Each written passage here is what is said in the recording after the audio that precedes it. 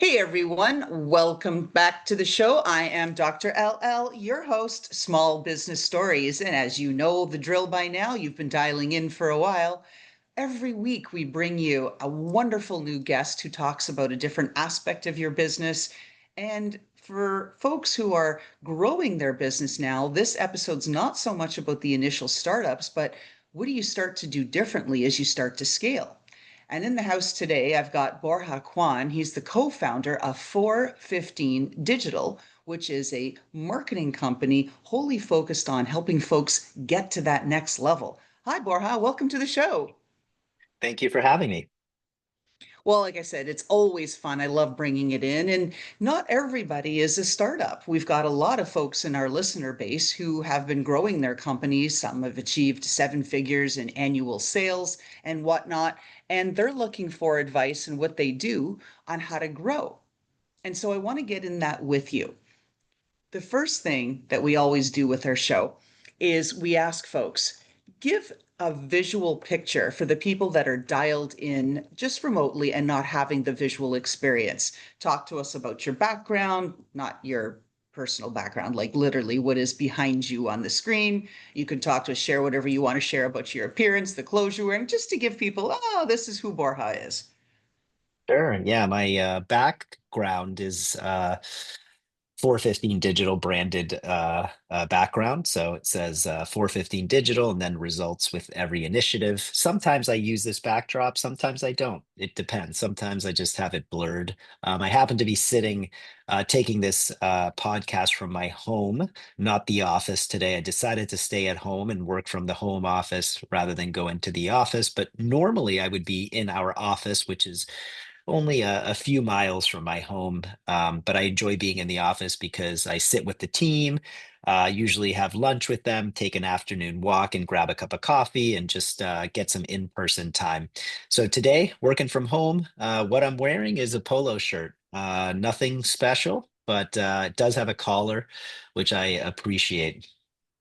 Well, there you go. Nothing special. Come on, you're a guest on Small Business Stories. You didn't step it up, Bora? Oh, we're going to be so disappointed now. Oh, my goodness. All I right, so know. that gives folks a flavor. And what I like to also ask our guests, not what you do in your business. We're not there yet. We understand digital marketing, marketing companies. What are you personally really good at? I would say my superpower as it relates to life, personal and professional, is my ability to endure pain and suffering. Ah, that's a very good skill and superpower to have as an entrepreneur, isn't it?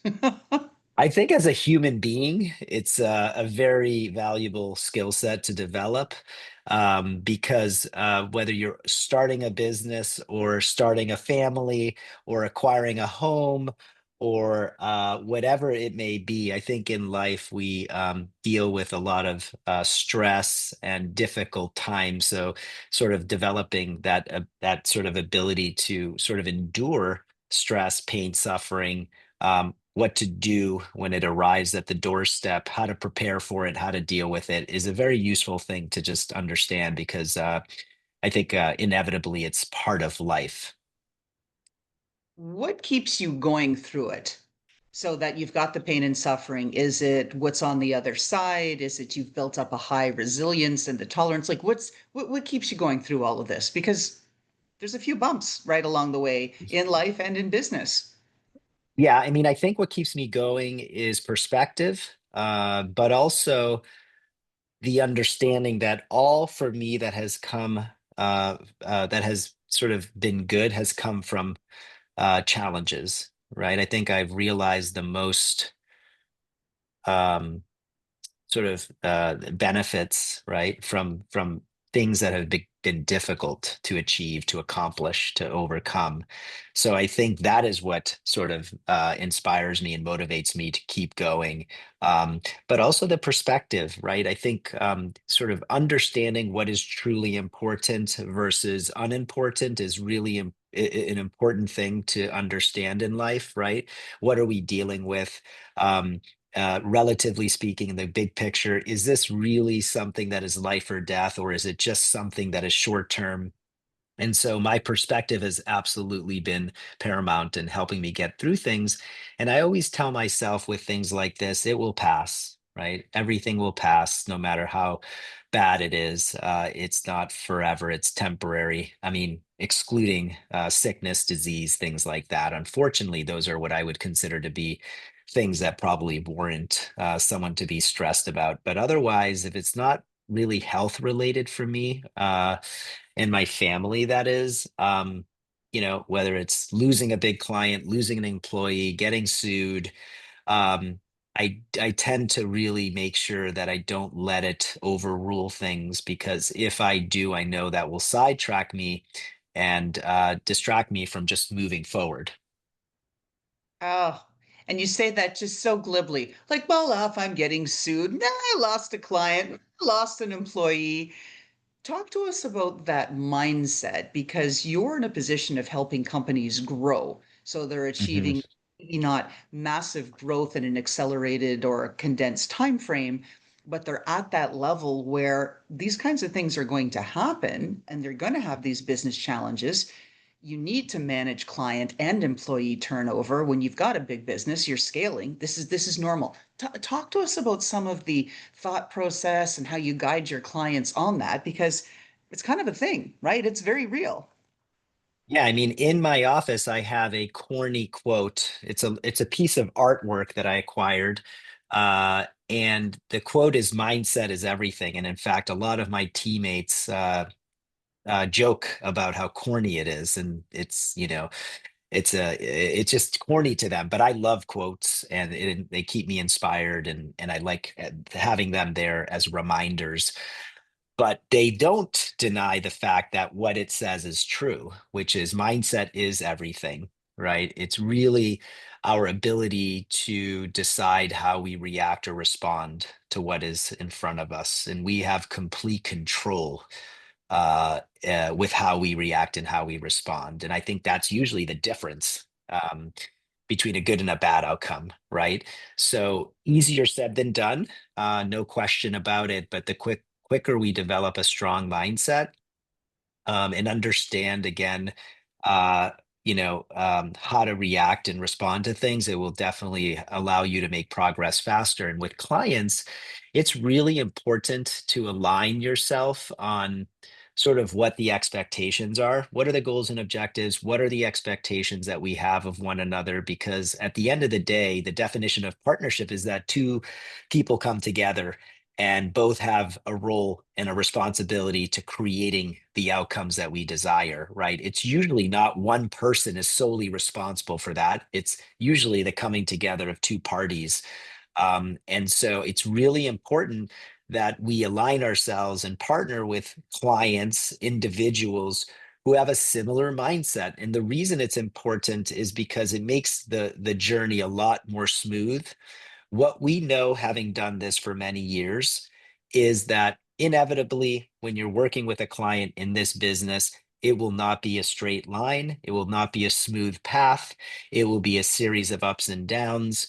And the key to making it through the ups and downs is really having a solid relationship, being an excellent communicator, having a similar mindset around the journey, which is, hey, we understand we have a goal. We understand we're going to do our best to achieve that goal, but it may not happen as fast as we want. It may come at the cost of something. It may have, you know, dips and rises. So I think a lot of that is just around expectation setting. It's around being aligned in the way we think about things, right? And understand that this is a marathon and not a sprint. And because it's a marathon and not a sprint, there's a lot of things we have to do before we get the desired outcomes that we want. How do you tap into where your client is at? It's not like you can say, hey, what's your mindset? I'm trying to figure that out before we move forward, right? So what do you do? They ask questions, you know. I'm a curious person, and I try to sort of tell my team that, and it's one of the attributes or qualities or characteristics that I look for in individuals is curiosity, the desire to learn, the desire to understand things. So how I learned that is really by two ways. It's questions and observation. So I'll ask people, like, what do you think of this? I won't necessarily give them my opinion, but I'll ask them, right? So there's a lot of things you can learn by asking the right questions and the answers that you get. But it's also listening, being really an active listener and hearing how they think about things, right? Like me presenting a strategy and then hearing how they respond to that strategy. Do they agree with it? If they disagree, how do they disagree, right? Is it reasonable? Is it logical? Is it based on experience in math or opinion and not something of substance? So I think through a lot of asking of the right questions, because I do believe that not every question is a good question, and that may not be a popular thing that people like to hear. But I always tell my team, when you hear that every question is a good question, please don't believe that. I think that's silly. I think people assess and judge you based on the quality of your question, and asking a really bad question could actually work in not your favor. It could work against you. So, I think those are the ways. It's through really active listening and questions that you ask. Have you ever had pushback from a client that you weren't expecting? And how did you handle it?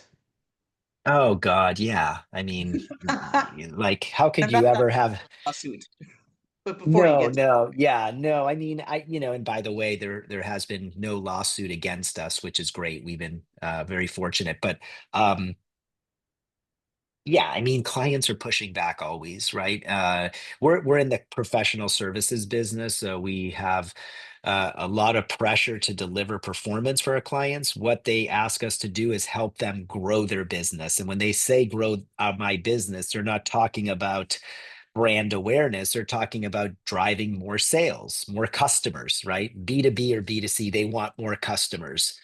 And so we are in a position where we can be very numerically evaluated, right? We can't hide. There's nowhere to sort of run to. It's all numbers based, and it's as easy as that, right? They look at the output through reporting and analytics and tracking and things like that. So I think when people push back, I mean, there's just a lot of different examples. I don't think there's any one example that comes to mind, but they disagree at times with what we recommend.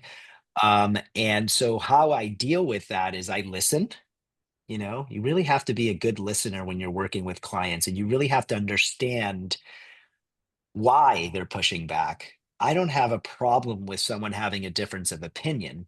So when I have a client who pushes back, I want to understand why the pushback, um, and what exactly they want instead, right? And then it just becomes a conversation, right? Because ultimately we're trying to compromise. So it's like you got to sort of understand their point of view, and sometimes their point of view is valid, and sometimes it's not valid. But at the end of the day, my job is uh, to give them not what they want to hear, but what I believe is truly going to move the needle for their business. So when someone hires my company, I tell my team, they are hiring you because you are the expert. They are not the expert. They are hiring us because we're the experts, and that comes with responsibility. And that means we need to tell them what we think is the best path for their business. And if they disagree, that is okay. But it's our job to make sure that we let them know that we will move forward with what they want, but that we don't agree with that decision, right? Because ultimately they're the customer and they can overrule us, but we still can push back on them and say, hey, we don't agree with this, but we will do this despite that, and honor your request. And we'll see how that goes, right? Maybe you're right, maybe you're wrong. If you're wrong, we can pivot, but yeah, that's how we think about it. Oh, and I think that's so important. Where I was kind of going with this is that a couple of things are happening, right? It's all about the market drivers, what's changing, what's shifting. And I'm seeing some clients pushing back when it comes to, I'm also in the space of professional services. Well, ChatGPT told me XYZ, and so I should do that. So that's number one. That's their source, and they're saying we need to follow that. Then I think, well, go ahead. If you want to use generative AI fully and be fully dependent on that, then go forward, try it out, because there is tremendous analysis and understanding behind these language models that help direct the advice. And then related to that, a lot of folks now are saying, yeah, I don't need a firm. I've got AI, it can do everything for me. Yet if you look, you see the numbers just even year over year versus last year. A new study came out that companies, small businesses in general, only have 19% faith versus 30% a year ago in marketing as a tool or as a solution. So the dependency and usage of AI is going up, but the effect and the belief and the trust is going down. So I want you to comment on those things and get your reaction. Yeah, I mean, I think AI is a tool, not a replacement. So AI doesn't replace an agency, it enhances one. Um, and it's simply the next layer of technology, right? No different than Google Ads, analytics platforms, CRMs. Those things did not make marketers irrelevant, right? So I think from our standpoint as an agency, we don't really compete with AI. We don't consider AI is a displacement to roles that we have. Not today. I can't speak for 10 years from now or 5 years from now, but right now we're on the we're on the side of AI, meaning we are embracing it, we are incorporating it into our processes. It is allowing us to uh, become more efficient, and so it's more additive than subtractive. So we can deliver better speed, insights, and creative capacity than those who don't embrace it. So again, you still need humans, right? Like this is not the type of business where you can just say, "Hey, go do this," and it happens. You still need humans to intervene. um, you won't, the inputs, as we know, users of ChatGPT or Gemini or any of these tools, it's only as good as the inputs. And if the inputs aren't good, the output won't be good. So it does require a lot of manual intervention to get the best output possible. So I think at the end of the day, you have to remember we're in a business where we're dealing with humans. We have to build relationships with people. AI doesn't do that. But AI is a tool. So it's a tool that we'll use, but it's not going to replace us where someone can come to, go to an AI solution and say, "Hey, grow my marketing, help me scale," and just press a button. It's not that easy.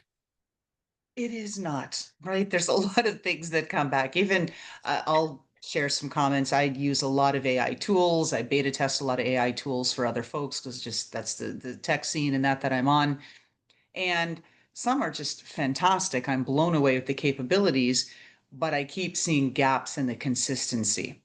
And so if you Mhm. ask, you're trying to generate something around this and then whatever it is, and then even if you go into a new thread, because in that session it has some level of memory, it'll come back and it'll blur what you did in thread one with thread two.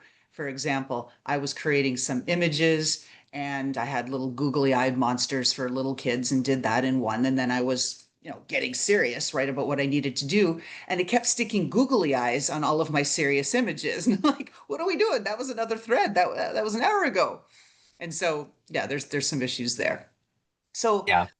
let's talk about growth marketing because it's a term that everybody's throwing out there.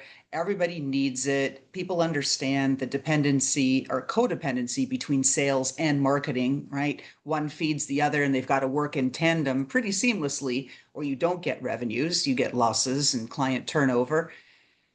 How is growth marketing different for those companies that are scaling and moving towards high revenue versus those companies that are still at a lower tier of revenue generation and maybe be a smaller company? Can you talk to us about the differences in strategies and tactics that people should do in growth marketing depending where they are in that continuum of growth? Yeah. I mean, I think when you're just starting out, as an early stage company, um, you have limitations, frankly, right? Capital typically is a limitation, right? You have either raised a seed round or have not raised money, or in the process of raising money. So I think as an early stage company, you're presented with constraints, mostly around financial and human capital constraints. Um, so that means you need to be nimble and lean, right? So you need to operate with very little, which means you have to be very clear on who your ICP is, who your ideal customer profile is, because you don't have the benefit of having a lot of advertising dollars or budget to spend to test, right? So if you test, it's very important to be very specific with who we're going after, right? So the first thing is, if you have limited budget, which a lot of startups do that are very early in their sort of growth trajectory, you need to be very clear on who your ideal customer profile is, because at that point then we can figure out where we should target, what platforms we should be investing in that reach those users, right? Also, you need to be really clear on what your messaging is, right? What is sort of the problem you're solving?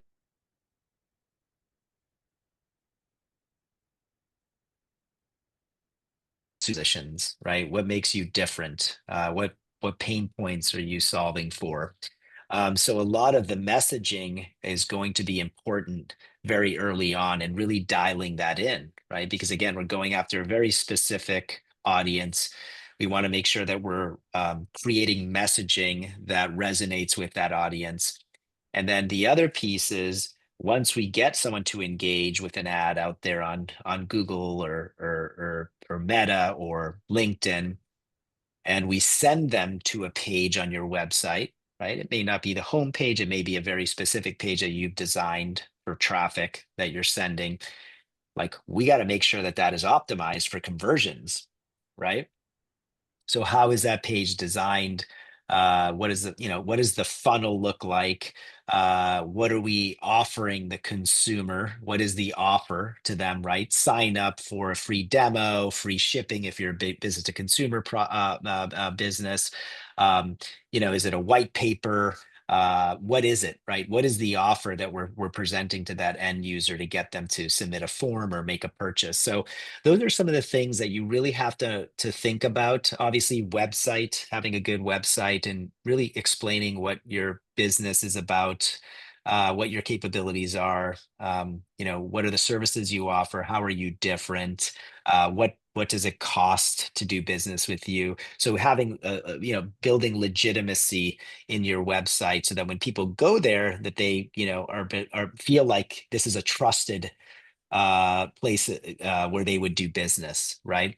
So those are some of the things that when you're very early on, you have to figure out. And then lastly, I would say it's the metrics. Like, what are the metrics, right? What are the goals you have in terms of customer acquisition? Do you know how much you want to acquire a customer for? Do you have those numbers? Do you have any lifetime value numbers? Like, once you get a customer, how much over the lifetime are they worth? And for a lot of early stage companies, they don't have those metrics because they haven't been around. But it's like, understand that those are metrics you'll want to eventually have a really good grasp on, because that's going to sort of inform us on what are the success metrics we need to achieve in order to continue to invest in some of these digital marketing programs. And then the opposite would be for a more established company that has venture capital, has more employees. At that point, we have more budget to spend. We have a higher risk tolerance. Um, we can, design a lot more creative. We can come up with a lot more offers. We can test different platforms where we otherwise wouldn't have had the luxury of testing because we had a finite budget. So at that point, I think you just become more aggressive, and you become more open to testing, and you become more open to investing dollars that may not see a return on investment because you have that budget to test. So I think it becomes not easier, but I just think the economics are different because now we have more capital to draw on, um, for expansion. And the goals usually get bigger, right? Because someone has raised Series A and then they have to go and raise more money. So as part of that process, they need a really good story, right? Well, we've been, invested a lot of our Series A money into marketing, and these are the results we've seen. And we've tested the market, and there's a good response, and we've been able to grow our user base by this much. So there's a lot of work that has to be done in terms of marketing and growth to really help create that story so that when we're going to investors, they're very impressed with what we have to say. And so, yeah, I think it's just the environment gets harder, I think, no matter what, because the bigger you get, the goals change, goalposts change, and the expectations are only greater as more growth is sort of demanded from the top down. Well, that kind of brings us back full circle, Borja, right? How we started the show, that your superpower is all about that very, very high tolerance for pain, for suffering, be able to move through it, because it doesn't matter what scale you're on, there's always going to be a host of issues that go with just entrepreneurship and business ownership in general, right? And life, even at a more macro level. It is what it is, as they say. There's going to be stuff. So, as we're coming here near to the end of our show, what is that bit of advice that you'd like to share with our listening audience? Uh, who are we thinking about here? Because I have advice for, it depends. I mean, there's a lot of advice. What maybe who would I be giving advice to is the counter I would ask. Is it someone right out of college who's looking to get into digital marketing? Is it a business that wants to launch their first ad? Maybe some context would allow me to give you the better answer. I appreciate your professionalism to get it narrowed down. So, most of our listening audience are folks who are a bit older, they're seasoned, they're certainly at least a millennial to older millennial, a lot of X, and folks that have had some professional work experience, but now they've tapped into entrepreneurship and that side of it. And so they've got that level of experience and I guess a demographic, and most of our businesses are on that smaller side, sub $1 million in revenue. So if that helps tailor your advice to our folks. Yeah, I mean, I think the advice I would give is um, when you're going through difficult times, what has helped me also kind of persevere is really remembering why I did this to begin with, right? I was interested in building a business and bringing on clients and doing a really good job for those clients. And I was interested in building a team and attracting employees and retaining them and providing a work opportunity for them and having them leave 10x better than they came in. Um, and I think if I remember that, and then I draw from a lot of the experiences we've had over the 8 years that we've had a business where a client has come to us and said, thank you, you guys have achieved record results for us year over year, we couldn't have done it without you. Or an employee who just resigned, and this is what just happened this week. We had an employee resign, and this employee had been with us for 3 years and 2 months. I was happy for them. 3 years and 2 months in today's economy and today's environment is actually a great retention, something I'm very proud of. And if every employee who joined my company said they'd stay with me for 3 years and 2 months, I'd say I'll sign wherever. And that employee left, but they're going and making a pivot and doing something a bit different. And I was very happy for them. And the reason I was happy for them is because their stock value increased. They were way more valuable in the market than they were before they joined us. And they learned a lot and they contributed a lot and they built some great relationships. So when I think about the client side and the employee side, the people that we serve, I think it motivates me and inspires me to keep at this, right? Because it's not easy, but that's normal. It's not supposed to be easy. So if you're a business owner listening, we all have very similar challenges, maybe different scale depending on the size of our business. But I think the point is try to remember the reason you did this and that sometimes will keep you sort of on track and focused on moving forward. Oh, excellent. All right. So, Borja, where can people find you? How can they get in touch with you or find you online? Yeah, I'm on LinkedIn. I occasionally post, I write about different things that are interesting to me. So my handle would be at Borja Cuan. That's Borjac for California, UAN for Nancy. And then 415 Digital, FOUR15digital.com. There we have a bunch of information on what services we provide, some great customer success stories, learn more about our culture. And then if you're interested in us doing an audit for you, looking at sort of your programs, your digital marketing programs, and giving you some very interesting feedback, doing kind of a comprehensive audit, there's a form on there where you can ask us to reach out to you. So if you fill out the contact us form, we'll be in touch with you. Oh, excellent. And of course, we'll put all those notes in the show. So, Borja, last question. It is our signature question of this podcast. If we got to peek into your closet and we were looking at your footwear, might be sneakers, boots, this, that, whatever it is, what is that footwear that represents who you are as the person? And why are you so drawn to that particular footwear? I'd say it's a pair of Italian made leather white sneakers. Um, I'm attached to it because I really appreciate footwear made in Europe, specifically Italy or Spain. They make quality shoes, and the leather quality is incredible. Grained leather, very comfortable, very white. And it's sort of a combination of comfort, but also style. I think it's a good balance of the two, and it suits well for my sort of typical work attire, right? I'm a more of a casual, nice pair of jeans, nice pair of shoes, polo shirt, long sleeve shirt, t-shirt type of person. Maybe a nice watch on my wrist, and we're good to go. So yeah, those are the my go-to sneakers. I love asking that question because we always get like the vibe of who the person is behind the brand, behind the company, behind the podcast voice, right? So, with that, folks, this is a wrap. Thank you so much, Borja Cuan, co founder of 415 Digital. We really appreciate you being on the show today and sharing your insights and expertise. My pleasure. Thank you.